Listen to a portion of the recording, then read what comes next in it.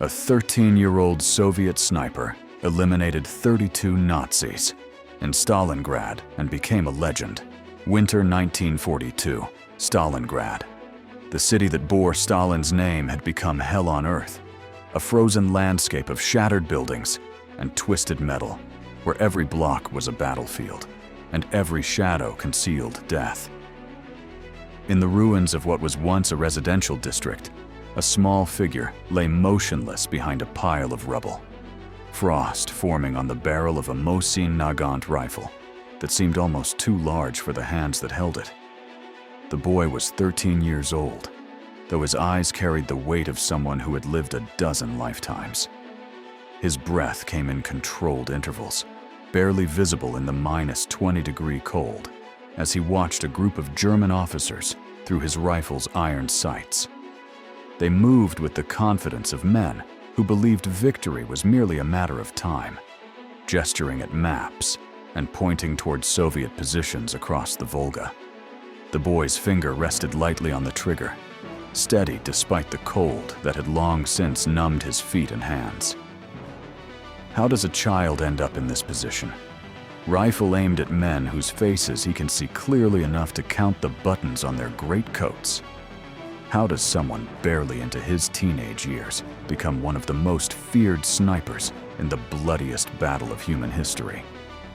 The answer lies in the transformation of a city, a nation, and one boy who would become a legend, not despite his youth, but in many ways because of it. The siege of Stalingrad began in August 1942, when German forces under General Friedrich Paulus launched an assault intended to capture the city in a matter of days. Hitler had declared that once the city fell, every male inhabitant would be killed and every female deported, for this city bearing Stalin's name held symbolic value beyond its strategic importance as an industrial center and gateway to Soviet oil fields in the Caucasus. What followed was urban warfare on a scale never before witnessed. Combat so intense that Soviet commanders measured life expectancy not in days, but in hours. And soldiers spoke of a new tactical reality where the front line ran not between trenches, but between floors of the same building. By September, German forces had pushed deep into the city, and the Luftwaffe's bombing campaign had reduced most of Stalingrad to rubble. The factories, the residential districts, the Barricadi gun factory, the Red October steel plant, the Dzerzhinsky tractor factory that had been converted to tank production, all became contested ground where men fought room to room with rifles, grenades, and sharpened entrenching tools. The Volga River behind the city represented the last line, and Soviet doctrine was brutally simple. There was no land beyond the Volga, meaning retreat was not an option. Soldiers defending Stalingrad understood they would hold or die trying.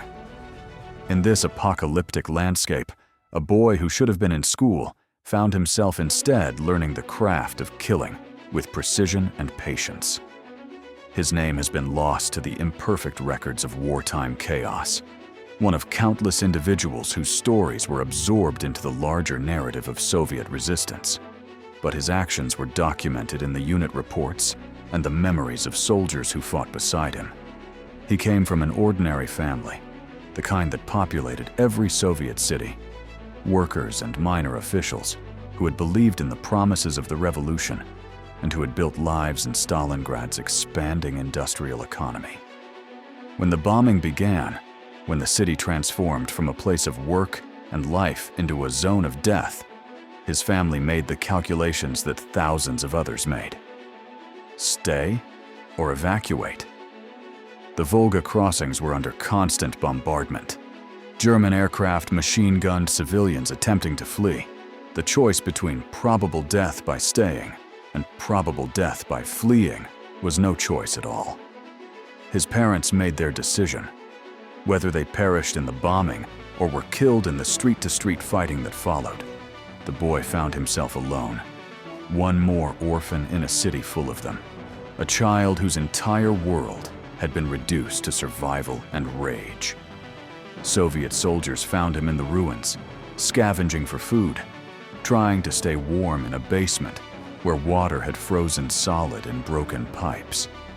The soldiers, hardened men from Siberia and Central Asia, who had seen enough death to become numb to it, initially tried to send him across the Volga to safety.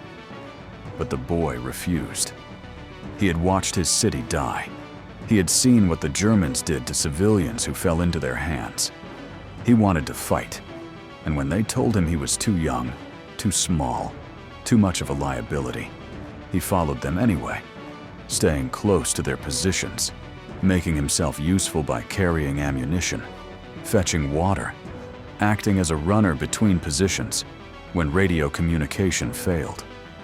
The soldiers, many of them fathers themselves, tried to protect him even as they relied on his help. They shared their rations, meager as they were. They found him a coat that almost fit, and boots that were only slightly too large. They taught him to move through the ruins without being seen, to distinguish the sound of incoming artillery from outgoing, to know when to stay low and when to run. And eventually, because they needed every able body, and because the boy proved he would not leave, they taught him to shoot. The weapon was a Mosin Nagant Model 1891-30, the standard Soviet infantry rifle that had been in service since before the revolution. With its 7.62mm cartridge and effective range of over 500 meters in trained hands, it was a formidable weapon. Accurate, reliable, and simple enough that conscripts could learn to maintain it with minimal instruction.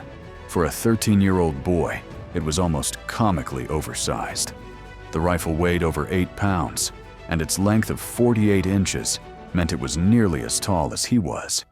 The recoil from each shot would slam into his thin shoulder with force that left bruises. But the boy adapted. He learned to brace the rifle properly, to absorb the recoil by positioning his body weight correctly, to squeeze the trigger rather than pull it, to control his breathing so that his natural respiratory pause coincided with the moment of firing. An older sergeant, a veteran of the Finnish Winter War, who had survived that frozen hell only to find himself in this one, took particular interest in training him. The sergeant had been a hunter before the war, tracking elk and bear in the forests of Karelia, and he understood patience. He taught the boy that sniping was not about shooting, it was about waiting. You could wait for hours, barely moving, until your target presented himself. You learned to read the wind by watching how snow moved across open ground. You learned to judge distance by comparing the size of known objects to the apparent size through your sights. You learned to think like your target, to anticipate where he would go and when he would expose himself. Most importantly, you learned to control your mind, to quiet the fear and cold and hunger, to focus entirely on the task until nothing existed except you, your rifle, and the target. The boy's first mission came in late October, when Soviet forces still held positions along the Volga waterfront, but German troops occupied most of the city center. His unit, or what remained of it after weeks of attrition, held positions in the ruins of an apartment building that provided good sightlines across a street where German troops moved supplies forward to their frontline positions. The boy was positioned in what had been someone's bedroom, the wallpaper still clinging to the walls in places, a child's toy crushed under rubble near where he lay. Through a gap in the bricks, he could see German soldiers moving with the casual confidence of men who believed themselves safe behind their own lines. The sergeant lay beside him, watching through binoculars, speaking in low tones. Wait for an officer. Officers make decisions. Kill an officer, and you disrupt their plans.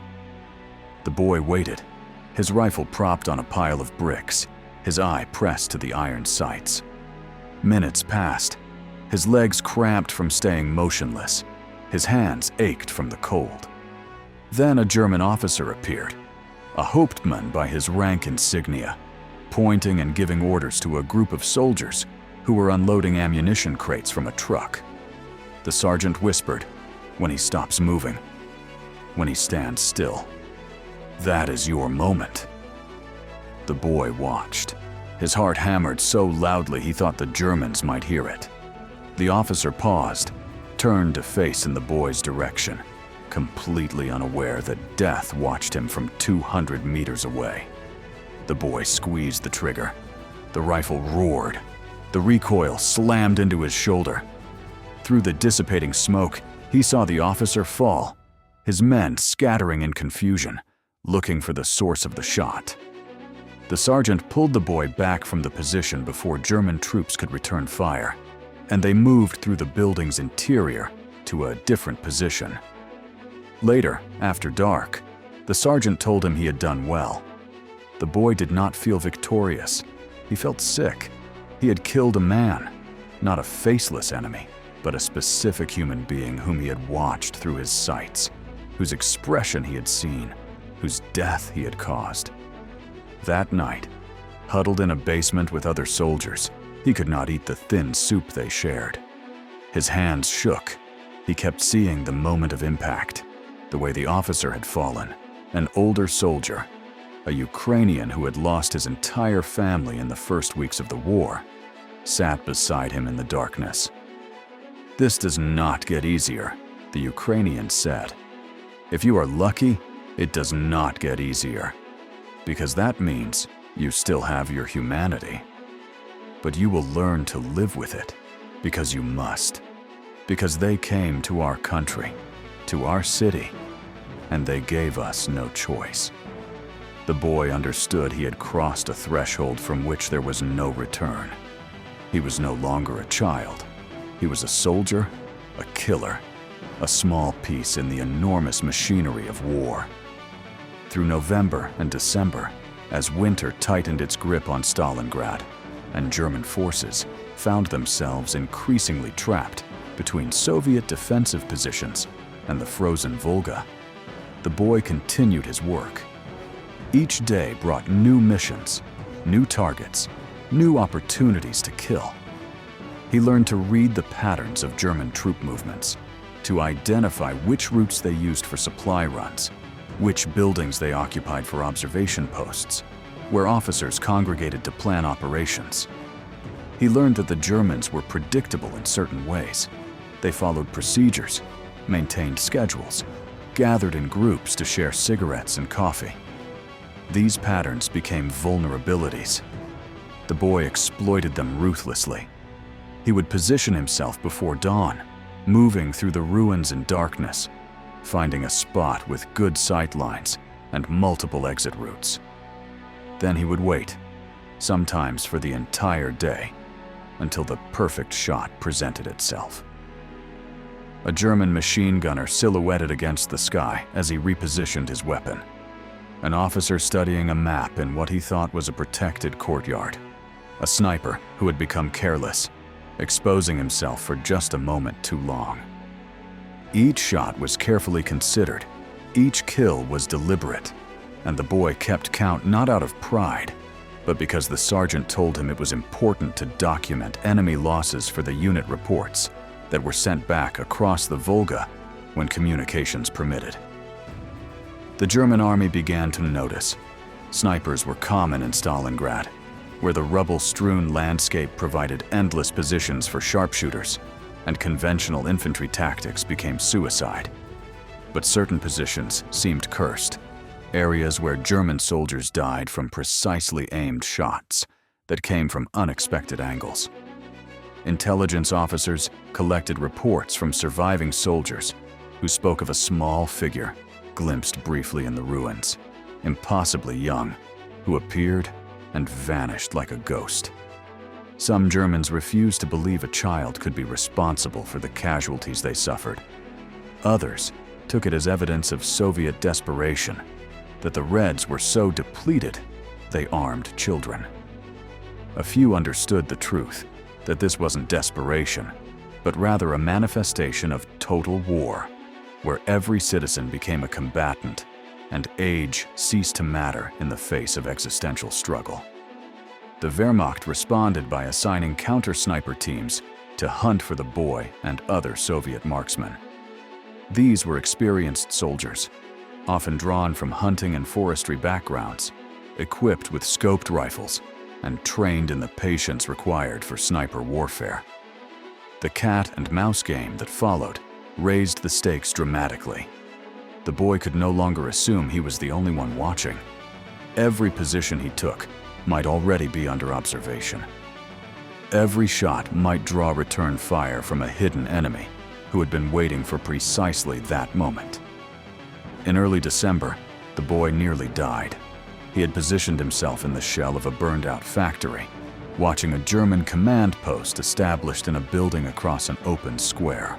He had been waiting for 3 hours when an officer emerged, and the boy took his shot.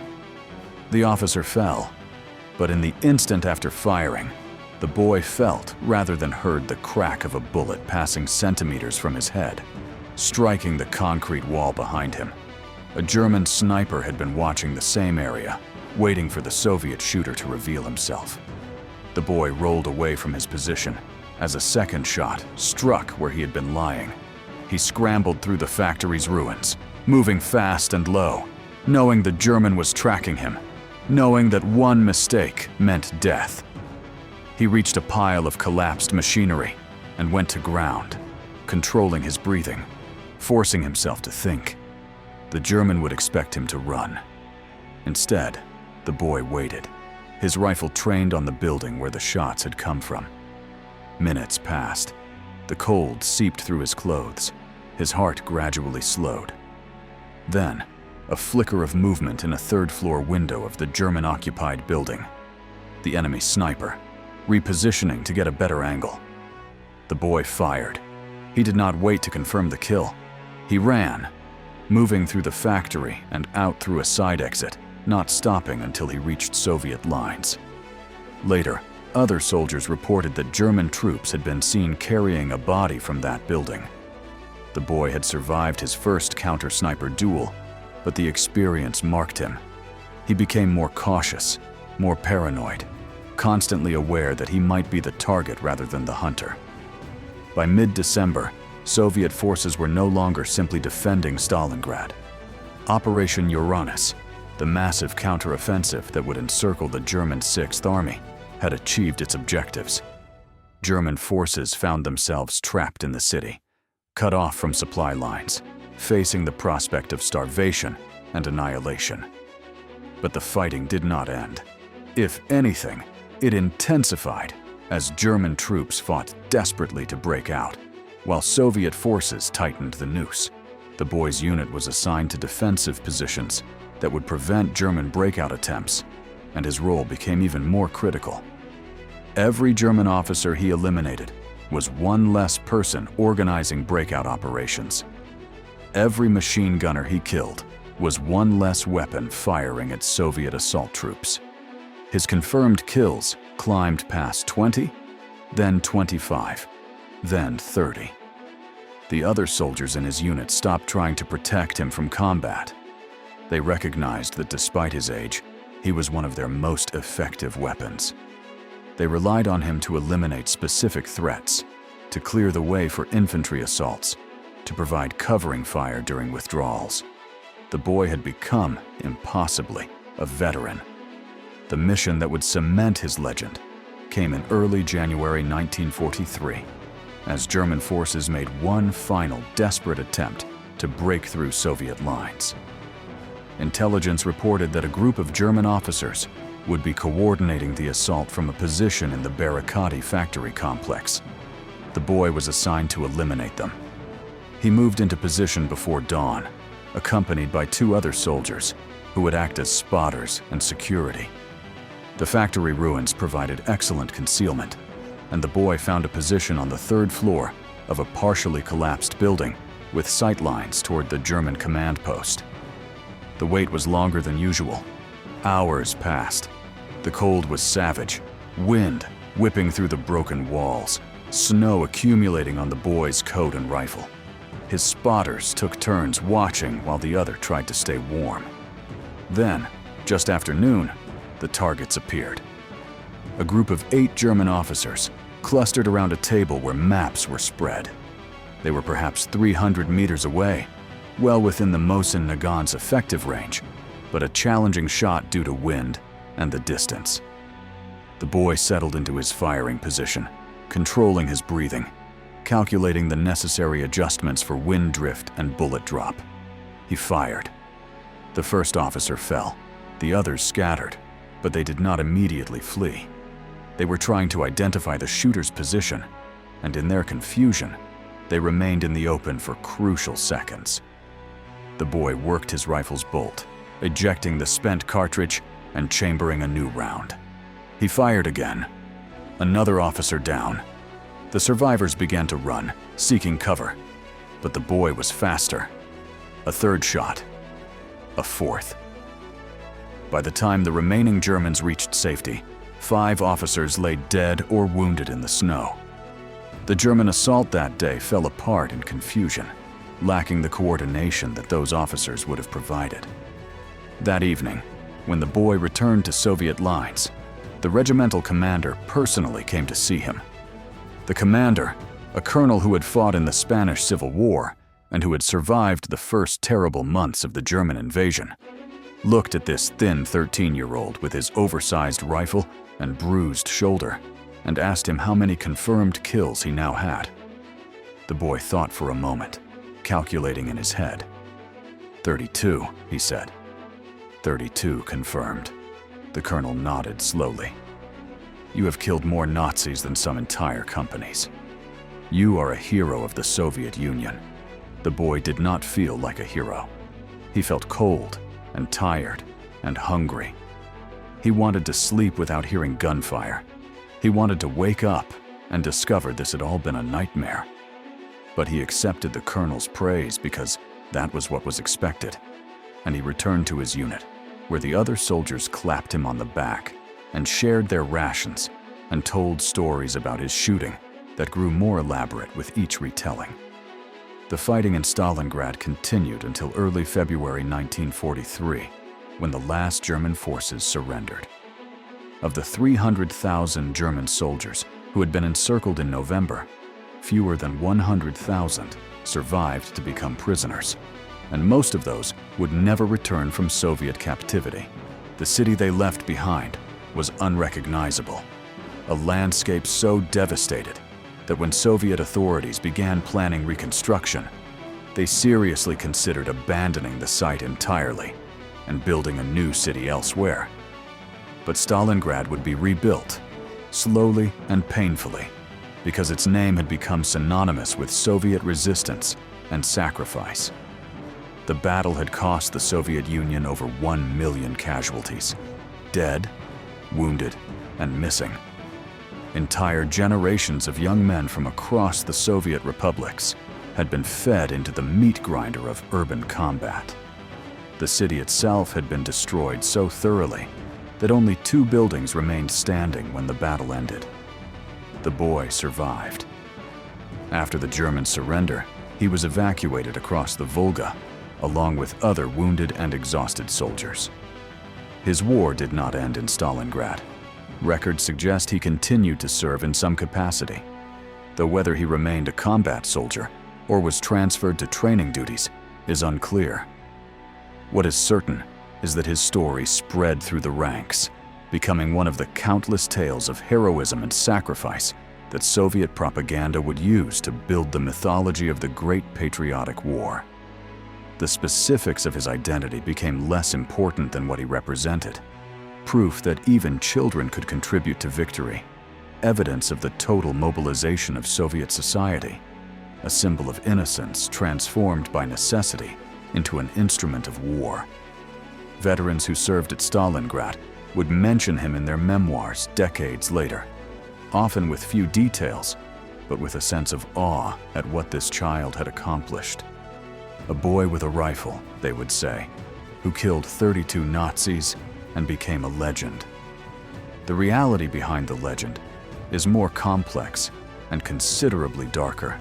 A 13-year-old sniper with 32 confirmed kills is not a story of triumph, but rather a testament to the absoluteness of total war, where normal rules of civilization collapse under the weight of existential threat. The boy should have been in school. He should have been playing with friends, learning mathematics, discovering literature, experiencing the normal progression of childhood into adolescence. Instead, he learned to kill with precision, to watch men die through his rifle sights, to live with the psychological burden of having taken 32 human lives before reaching an age where most children are just beginning to understand mortality. The soldiers who trained him and fought beside him understood this tragedy even as they praised his effectiveness. They knew they were participants in the destruction of his childhood, that every mission made him less like the child he should have been, and more like the hardened killer that survival demanded. But they also knew they had no choice. Stalingrad was not a battle where sentiment or traditional morality had any place. It was survival warfare at its most brutal, and the boy with his rifle was simply one more weapon in the desperate struggle to prevent German victory. The psychological impact on a child placed in such circumstances is difficult to fully comprehend. Modern understanding of child soldiers, drawn from conflicts in Africa, Asia, and the Middle East, provides some framework for analysis. Children forced into combat roles experience profound trauma that manifests in various ways, depending on individual resilience, the specific nature of their combat experience, and the support systems available during and after their service. Many develop symptoms consistent with post-traumatic stress disorder, including hypervigilance, emotional numbing, difficulty forming normal relationships, and persistent intrusive memories of combat experiences. Some exhibit a disturbing adaptation where violence becomes normalized, where the act of killing loses its emotional weight, where the child soldier becomes trapped in a psychological state that makes peaceful civilian life almost impossible to navigate. Others retain their essential humanity, but carry guilt and shame for the rest of their lives, unable to reconcile their actions with their sense of self, unable to explain to anyone who was not there what it was like to make those choices under those conditions. What happens to a 13-year-old who kills 32 people? The Soviet system provided no counseling, no therapy, no acknowledgement that what had been done to and by this child might leave permanent psychological scars. He was a hero, and heroes did not complain about nightmares or guilt. He had served the motherland, and service was its own reward. The expectation was that he would return to normal life, that the war would end, and he would somehow transform back into a child or young man ready to participate in the construction of the new Soviet society. Whether he managed this transition, whether he ever spoke about what he had experienced, whether he lived a long life or succumbed to the various ways that war continues to kill long after the shooting stops, we simply do not know. The military effectiveness of child soldiers is a grim calculation that various armies throughout history have made when circumstances became desperate enough. Children are smaller, making them harder to hit and allowing them to move through terrain that adults cannot navigate. They are often fearless in ways that adults are not, because they lack the full understanding of mortality that comes with maturity, or because they have not yet learned the caution that experience teaches. They can be extraordinarily motivated, especially when they are fighting for revenge or survival. They learn quickly and can be trained to perform specific tasks with considerable skill, but they also lack the judgment, emotional regulation, and physical endurance of adult soldiers. They are more likely to make impulsive decisions, to freeze under stress, to lack the resilience needed for sustained operations. The Soviet Union's use of child soldiers, and we must be clear that this boy was a child soldier, regardless of the circumstances that led to his service, was not official policy, but rather a product of desperation and the breakdown of normal military organization under combat conditions. When every able body is needed, when the alternative is defeat and annihilation, armies make choices they would not make under normal circumstances. The boy at Stalingrad was exceptional, precisely because he succeeded despite his age, not because his age provided any particular advantage. His 32 confirmed kills represent skill, training, psychological resilience, and luck in proportions we cannot accurately measure. The myth that grew around him served important purposes for Soviet morale.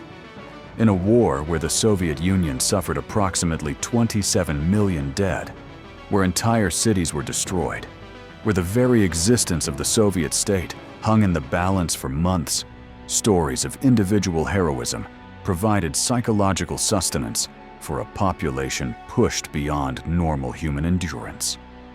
The boy sniper of Stalingrad became one of countless such stories, joining the narrative of Zoya Kosmodemyanskaya, the partisan executed by Germans, Alexander Matrosov, who allegedly threw himself on a German machine gun to save his unit, the defenders of Brest Fortress, who fought on for weeks after being cut off, and countless others whose real deeds were amplified and mythologized to serve the larger purpose of maintaining Soviet resistance. Whether every detail of his story is accurate matters less than the fact that something very much like it happened, that children did fight at Stalingrad, that desperate circumstances produced desperate measures, and that the city's defense cost the Soviet Union a generation of its youth. Historians examining the Battle of Stalingrad focus primarily on the strategic decisions, the operational mistakes that led to the German Sixth Army's encirclement, the logistical failures that doomed German relief efforts, and the tactical innovations that Soviet commanders developed in response to German advantages in experience and equipment. The story of one child sniper is a footnote at best, interesting for its human drama, but not particularly significant to the battle's outcome. And yet, that footnote tells us something important about the nature of the battle and the war itself. Stalingrad was not won by brilliant generalship or superior technology. It was won by the willingness of Soviet soldiers and citizens to endure unimaginable hardship, to continue fighting under conditions that should have broken any rational. We can honor his courage and skill while simultaneously recognizing that his existence as a combat soldier represents a failure of civilization to protect its children. We can acknowledge that his actions helped defend Stalingrad, while also understanding that he should never have been placed in a position where such actions were necessary. We can preserve his story as an example of human resilience, while hoping that future generations never face circumstances that would require children to become soldiers. Stalingrad stands as one of the defining battles of World War II, the point at which German expansion reached its limit and began to reverse. The battle that proved the Wehrmacht was not invincible, the crucible where Soviet tactics and leadership evolved to meet the German challenge. The city's defense required sacrifice on a scale difficult for modern audiences to comprehend. And among those who sacrificed were children who should have been protected from war's horrors, but instead became participants in them. The boy sniper killed 32 German soldiers. Each of those soldiers was someone's son, brother, perhaps father. Each death represented another small piece of the larger catastrophe that was the Second World War, a conflict that killed perhaps 75 million people worldwide, and whose effects continue to shape global politics 8 decades later. His story is not unique. Similar stories emerged from every major battle of the war, tales of individuals who performed extraordinary deeds under impossible circumstances. What makes his story particularly striking is simply his age. The jarring contrast between childhood and combat, between innocence and the act of taking human life with premeditated calculation. That contrast demands our attention precisely because it violates our expectations about how childhood should be protected, about what children should and should not be capable of, about the lines that should never be crossed, even in warfare. As the last Soviet veterans of World War II pass away, as the direct memory of that conflict fades into history, stories like that of the boy sniper take on different meanings. They become not personal memories, but cultural artifacts, pieces of a larger narrative about sacrifice, resistance, and the terrible costs of war. They serve as reminders that the comfortable peace most of the developed world has enjoyed for nearly 80 years was purchased with blood and suffering on a scale we can barely imagine. They challenge us to consider what we would do under similar circumstances, whether we would find within ourselves the strength to endure what those people endured, whether our civilization would survive such a test. These are not comfortable questions, but they are necessary ones, because the conditions that produced the boy sniper of Stalingrad did not arise from nowhere. They emerged from specific political choices, from ideologies that valued power over human life, from failures of diplomacy and leadership that allowed minor conflicts to escalate into total war. Understanding how a 13-year-old boy came to kill 32 people requires understanding the entire chain of causation that led to the Battle of Stalingrad. And that chain begins decades before the first shots were fired. The legend of the boy sniper endures because it contains multiple truths simultaneously. It is a story of heroism, of a child rising to defend his homeland against invaders who would have killed him regardless of whether he fought. It is a story of tragedy, of childhood destroyed by circumstances beyond any individual's control. It is a story of survival, of adaptability, of the human capacity to function under conditions that should be unbearable. It is a story that honors his memory while acknowledging the horror of what he experienced and what he did. And ultimately, it is a story that reminds us that war's costs are not measured solely in territory gained or lost, in battles won or lost, in casualty statistics, but in the individual human beings whose lives are forever altered by combat, including children who should have been protected, but instead became soldiers, snipers, killers, legends. 32 confirmed kills, 13 years old. These facts stand in tension with each other, creating a narrative that defies simple interpretation, demanding that we hold multiple contradictory truths in our minds simultaneously. He was a hero. He was a victim. He was a child. He was a killer. He was a legend. He was a boy who should have been in school. All of these things are true, and his story, preserved in the fragmentary records of a battle that consumed an entire city, continues to challenge our understanding of what human beings are capable of when pushed to the very edge of survival.